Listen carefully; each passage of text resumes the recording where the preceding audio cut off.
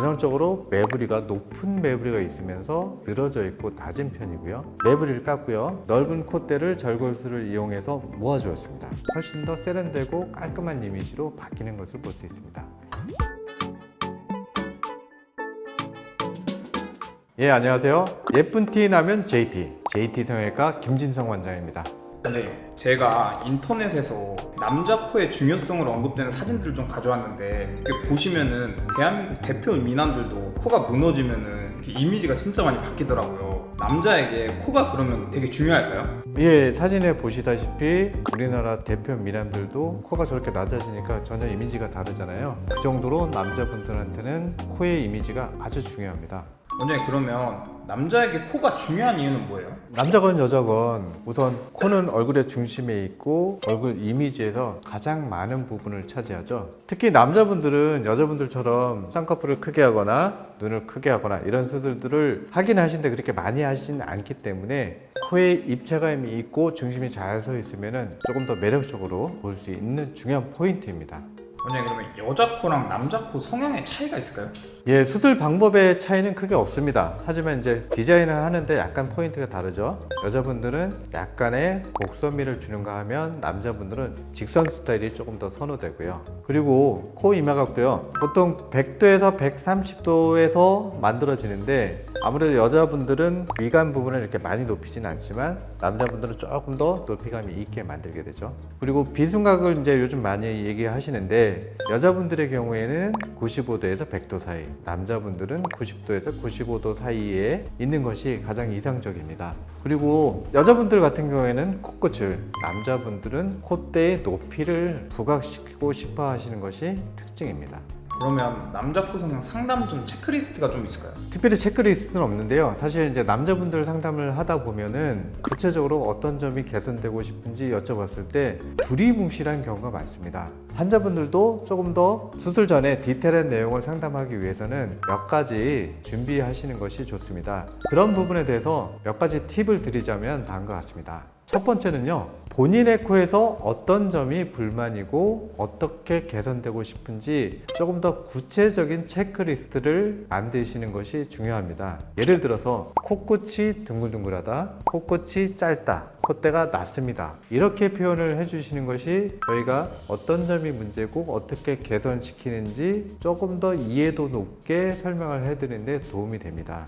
또한 높이감에 대해서도 어느 정도 생각을 해보시는 게 좋은데요. 자연스러운 높이감을 원하는지 아니면은 좀 높이감이 있는 콧대를 원하는지 이렇게 설명을 해주시면 저희가 목표치를 설정하는데 도움이 됩니다.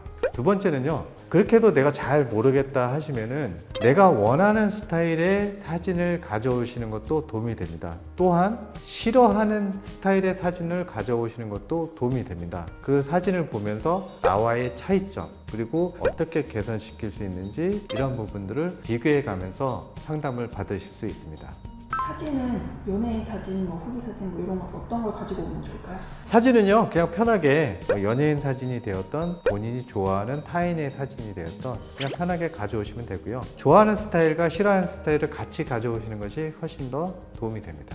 세 번째는요, 평소에 코 성형에서 궁금했던 점, 상담을 만약에 여러 군데 다니셨다면 상담을 받으시면서 들었던 얘기 중에 내가 이해가 안 되는 부분 메모를 하셨다가 물어보시면 훨씬 더 꼼꼼하게 상담을 받으실 수 있습니다. 원장님, 그럼 남자 코 성형은 CT 촬영은 필수일까요? 남자분이건 여자분이건 코 CT 촬영을 할 수 있다면 하시는 것이 좋습니다. 우리가 겉으로 보이는 것 말고도 코 안에 비중격이 휘어 있다든지 아니면 비중격 연골의 크기, 그 외에 기능적인 문제가 있는지 등을 체크하고 수술을 하시는 것이 조금 더 정확한 수술 계획을 잡는 데 도움이 됩니다.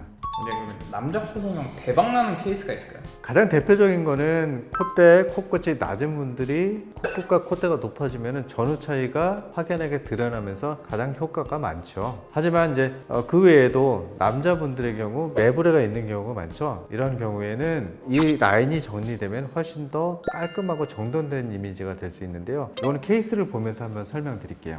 예, 이분의 케이스는요, 전형적으로 매부리가 높은 매부리가 있으면서 코끝 끝이 길게 늘어져 있고 낮은 편이고요. 그리고 코뼈는 넓고 퍼져 있는 케이스입니다. 이분의 경우에는 매부리를 깠고요. 넓은 콧대를 절골술을 이용해서 모아주었습니다. 그리고 콧구과 콧대 밸런스를 만들어 주었는데요. 이렇게 하고 나니까 훨씬 더 젊은 이미지가 되고 훨씬 더 세련되고 깔끔한 이미지로 바뀌는 것을 볼 수 있습니다.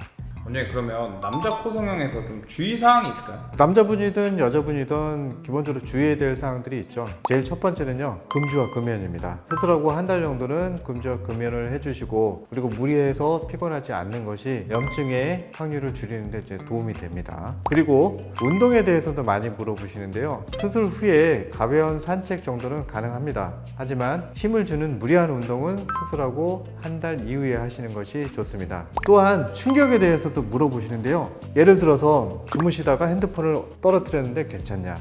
강아지가 부딪혔는데 괜찮냐? 이런 질문을 많이 하시는데, 우리가 생활하면서 일상적인 충격은 괜찮습니다. 단 누가 봐도 이거 세게 부딪혔고 이거 부러졌겠다라는 정도의 충격은 피하시는 것이 좋습니다.